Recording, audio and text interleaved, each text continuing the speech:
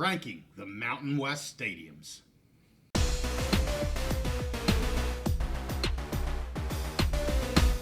College football is back, and we're back on the Big Mountain.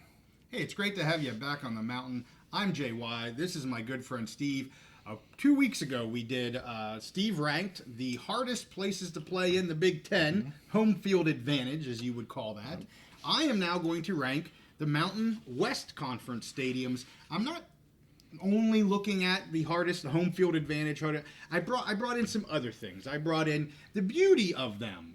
The actual facilities that they are, and quite frankly, just my opinion of how they look, because there are some beautiful stadiums in the Mountain West.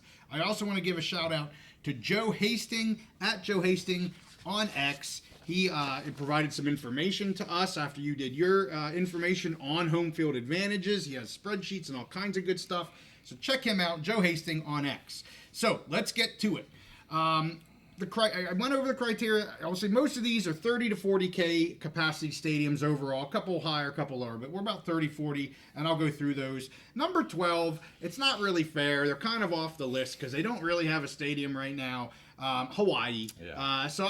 Okay, they're 12th. I don't mean that necessarily negatively for them. I can't even rank them because they don't have one. But they do have the new TC Ching Athletic Complex that is a few years away. I've seen the renderings for that. It looks very nice. It looks like a Hawaii stadium would look. I'm not going to rank it off of renderings and what it's supposed to look like. I'm putting it down here, almost honorable mention-ish, at the bottom of the list. And once they do have their own stadium back up and running again, there is some built-in advantage with teams having to travel there, not just the stadium, but just having to travel there. I've talked, there's always some sort of weird, just crazy game, a game that you don't think Hawaii's going to win, and there's always that wild card of that travel. It is absolutely a home field advantage for them. It gets somebody at least once a year. So let's get to stadiums that are actually in existence right now. Sounds fun. New Mexico University Stadium, where the Aztecs play. I'm sorry, Albuquerque. I'm sorry, Lobos. I don't mean to crap on you, but your stadium just isn't anything spectacular. 39,000, so a decent number in terms of capacity. Was built in 1960. The crowds there are low. And the stadium, like I said, it's just kind of blah. There's nothing special about it. It's in Albuquerque, so unlike most of the Mountain West, there's not these beautiful mountains behind you or anything like that you can see. It just looks like an old stadium. It doesn't do anything for me. No. So it's at the bottom. Yeah. Number 10, San Jose State, the CFCU Stadium. Right now it seats 21,000. It was built in 1933. The east side of this stadium was removed here recently, about 9,000 seats, so it should be about a 30,000 capacity stadium. But they just built their new athletic center there, which was 100% needed for San Jose State. So it's great that they have that athletic center, but it completely wiped out basically one side of their stadium. And the second phase, as of right now, is just kind of still in the plan. It's in planning process. Nobody knows really know what's going on. Again, it's the lowest, because they've removed these seats, it's the lowest capacity stadium here in the Mountain West. Again, no real wow factor for me. And I don't mean to really crap on San Jose State, because they have come a long way in not a lot of time with their athletic facilities. I mean, before they built this athletic center, we're talking like they didn't have anything. They didn't have workout rooms, they didn't have meeting rooms, they didn't have any of this stuff. So they are moving in the right direction. We're just not there yet. So number 11. They're improving. They're working on it. We'll see in a few years. So number 9, 30,000 capacity, the Nevada Mackay it probably is. Built in 1966. Moving in the right direction now. Stadiums that look like they're actually Mountain West stadiums. So it's kind of what you're thinking. A solid stadium here, Steve, but just nothing like overly special about it. It's, again, solid, but there's way better stadiums in the Mountain West. It's not a knock. It's just average. I know they're number 9. It's an average stadium for me, so nothing special to talk about there. Number 8. This is going to surprise some people. It's probably going to surprise you. I think everyone's going to fall off their chairs when I say this. Are you ready, Steve? It better not be what I think it is. UNLV's Allegiant Stadium. Yeah. And you go, what the heck, JY? What are you talking about? It's a brand new NFL stadium. Hear me out. First of all, it seats 65,000 people. Okay? Which is unbelievable. 65,000 people. They're not drawing 65,000. I'll get to that. Okay. It was built in 2020. We know, new, in Vegas, blam, and it looks amazing when you look at it. But here's my points. Here's why I have it number 8. Okay?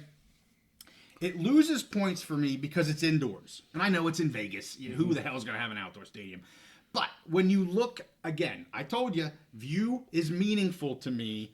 And there's no view. It's just an indoor stadium. It looks like I'm looking at a hockey rink inside, right? So that does nothing for me on that level.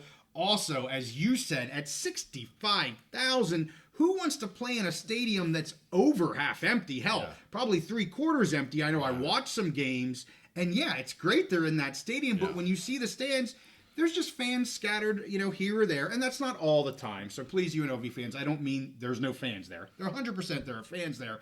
But when you have a 65,000 capacity stadium, you're not going to be anywhere close to filling it. And it's just the noise then. You can't create enough noise in that space. So it gets knocked down on me. Absolutely phenomenal facility. Yeah. Just not a college football facility. Great place for a Super Bowl, a national championship, a special bowl game, especially like Mountain West championship game. Mountain West. I'm okay with that. Yeah. But for a regular season Mountain West game, it just seems a little overkill.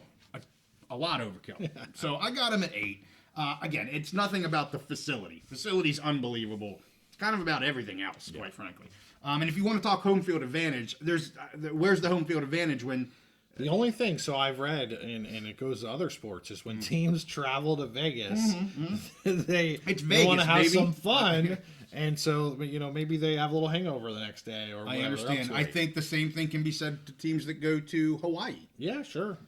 But anyway, all right. So number 7, another one I might get some hate for: San Diego State, the new Snapdragon Stadium, 35,000 capacity.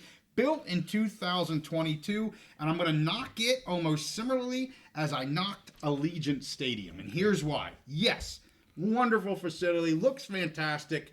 New, wonderful. Ain't nobody freaking there. So what are we doing? Now, that can change, and they're going to try to change that. But we've heard about the ticket prices. They have to pay a fee to be a season ticket holder, and then you buy your seats. Guys, you can have a beautiful facility, but if there ain't asses in the seats, it don't frickin' matter. So that stadium, I think, and without hearing the rest of yours, it has the most, the biggest opportunity to move up in the rankings. Oh, 100%. Yes, it does. And you talked last year about, Brady Hoke and how the fans had basically just, they were sick and tired of his style, and they're ready for him to move on. So, with a new coach that they're excited about, if, the team can have some success, that could be a really good place. Now, what I'll say is, you were talking about the ticket prices and the having to pay a fee before you can even buy season tickets. It doesn't have much to do with the stadium. No, it does to not fill it, though. Right, but what I'm saying is San Diego State has tried to be one of the big boys. They tried to go to the Pac. Well, that's how the big boys work, okay?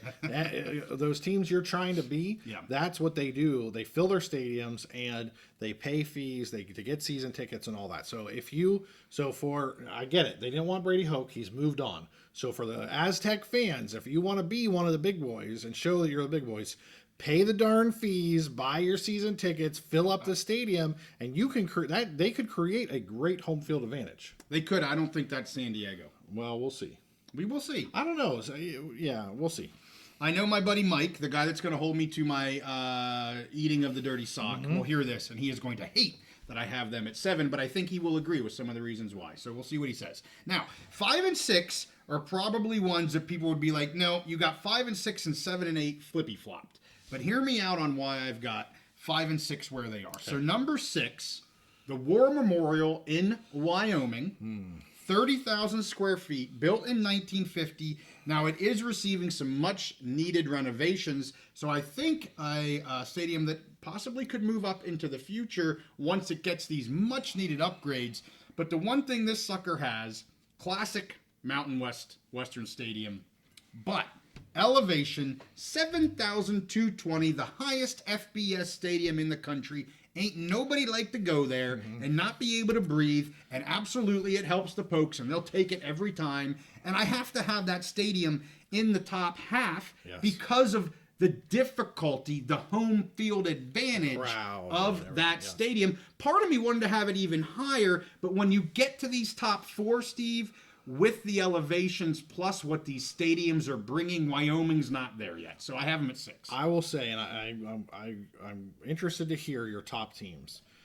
If I was doing this rankings using my criteria, and without hearing your top teams and what you're going to say about them, I think I would have been hard pressed to not have Wyoming War Memorial Stadium in the top probably 3. If I went home field advantage alone, because of the elevation and what that does, they are top 3, 100%. But I didn't just do home field advantage. I'm doing it a little differently than you. But if I did just home field advantage, yes, I agree with you, top 3. And like I said, after these upgrades and renovations and whatnot, get that stadium up to a little bit closer to where we're at here in 2024. Yeah, I see them moving up. Same thing for the next one here. Fresno State Valley Children's Stadium, cracking my top 5, the Bulldogs. 41,000 capacity, very strong, and they can fill that place. 1980 is when it was built.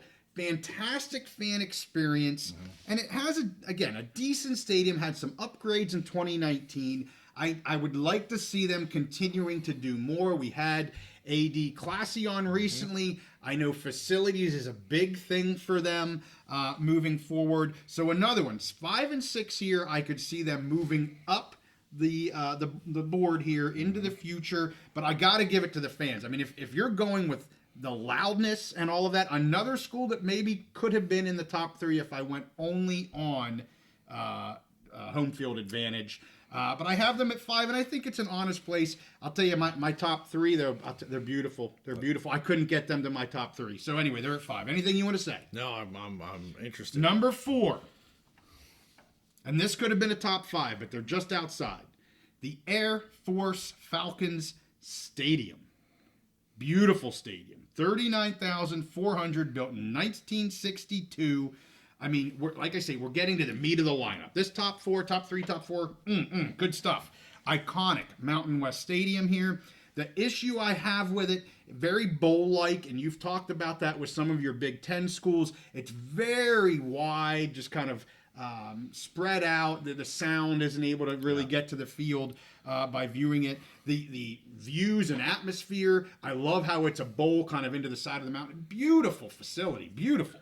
And it is a hard place to play, but the way it's laid out, you knock some of your Big Ten schools because of it. And so I had to keep Air Force out of my top 3, mainly because of that bowl shape that they can't get on. They can't get the fans on top of the field there.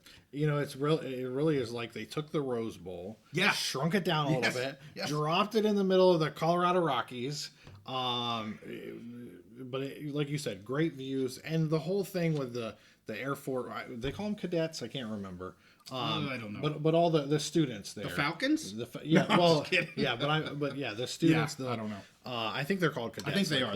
I believe you're right. But so like the whole cadet corps or whatever they call it, when they come in, it's just a great atmosphere. Now, what I've read is it's harder for them to, other than 1 or 2 big games a year, it's harder to get their fans are spread around the country. Yes, right. And so it's hard to get all those out-of-town fans in for all the games. But beautiful place. Yeah.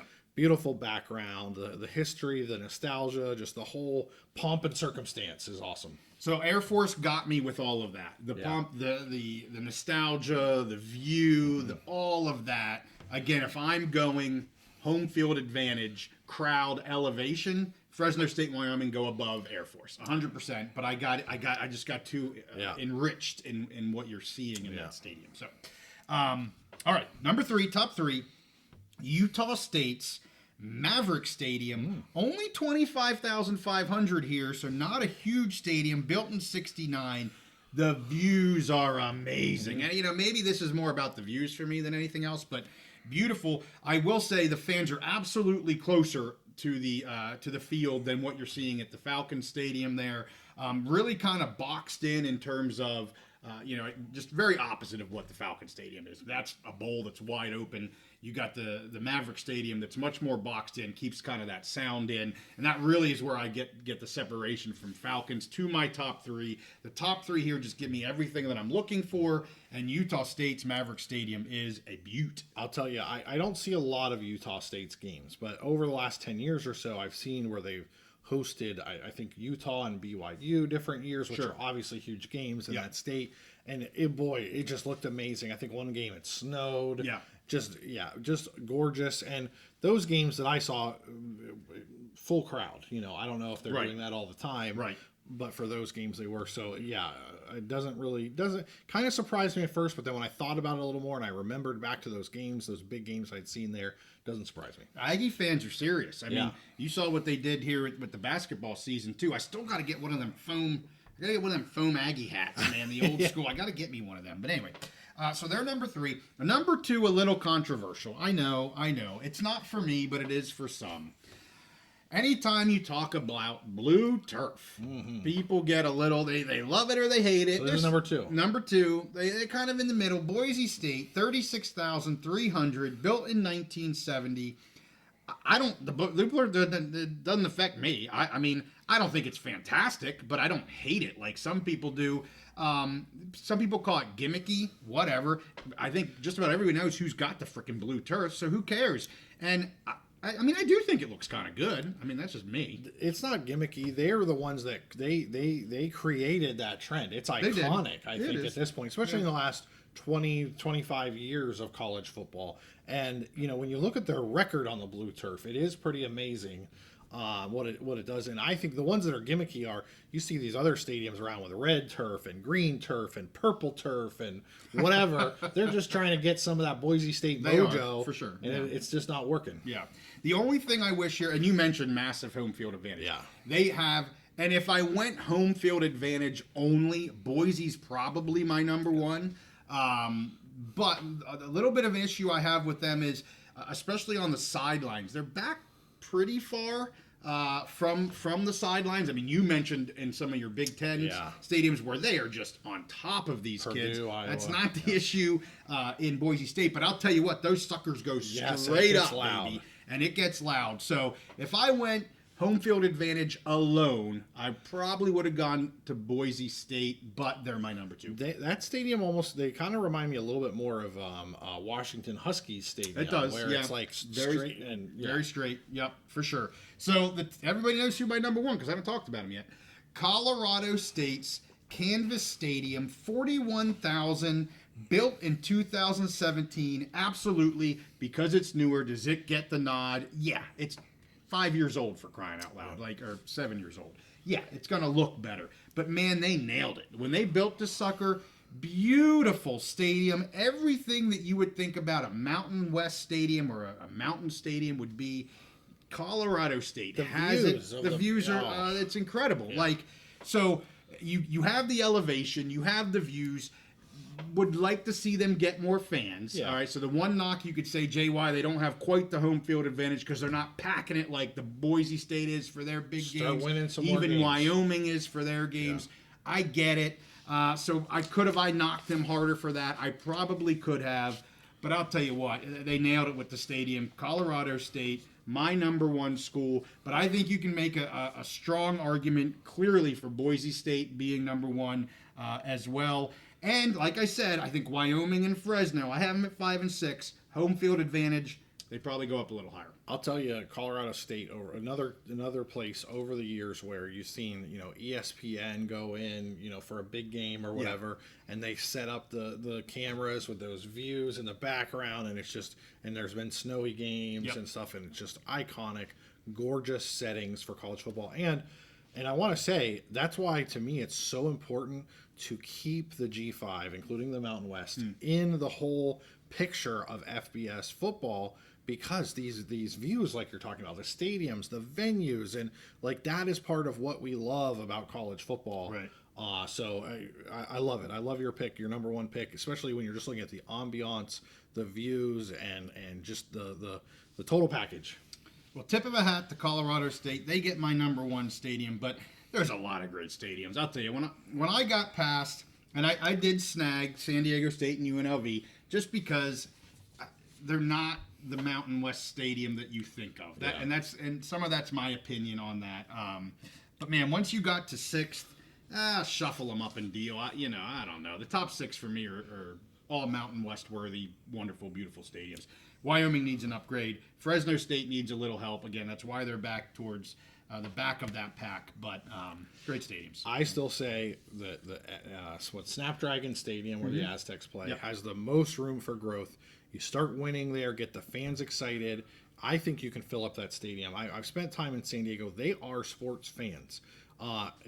With football, they're a little more finicky. Like the team's got to win. That's just the way it is. Yeah. But with this new staff, if they can win some games and be exciting, that place could turn into to me a big boy stadium in a hurry. There you go. So hey, tell me what I got right. Tell me what I got wrong.